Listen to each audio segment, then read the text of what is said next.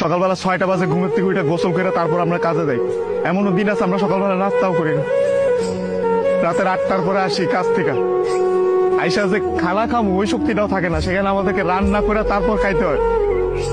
আমাদের কোনো ছুটি নাই। একদিন আমরা ছুটি পাই, ওই দিন আমরা ঘর গোছাইতে, কাপড় ধুইতে, এটা সেটা করতে করতে চলে যায়। কাপড় ধোয়ার জন্য যে মানুষ রাখবো, মানুষ রাখলে তো টাকা যাবে, বেতন দিতে হবে ওদের। ওই টাকাটা বাসায় আপনাদেরকে পাঠাই, তারপর ওইটা দিয়ে আপনারা ফুটানি বানান। এই যে ইস্ত্রি করা, এই যে ভাজ আলা কাপড় বেড়া ঘুরেন। আর এই যে কাপড়, আমরা কাপড় পরতে পারি না ওইখানে। এই যে এখানে দেখেন না ভালো ভালো কাপড় পরে ঘুরতেছি, এটা খালি আব্বা আম্মা আত্মীয় স্বজন দেখে ভাবে যে পোলা অনেক সুখে আছে। ওখানে তো জামা কাপড় পরার টাইমই পাই না আমরা। কখন জামা কাপড় পরবো? সারাদিন তো ইউনিফর্ম পরেই থাকা লাগে। রাতের বেলা খাওয়ার পরে এই যে 5টা মিনিট মা বোন বাপের সাথে কথা বলি, ওইটাই আমাদের জীবনে সারাদিনের সুখ। সকালবেলা 6টা বাজে ঘুমের থেকে উঠে গোসল করে তারপর আমরা কাজে যাই। এমনও দিন আছে আমরা সকালবেলা নাস্তাও করি না। রাতের 8টার পরে আসি কাজ থেকে,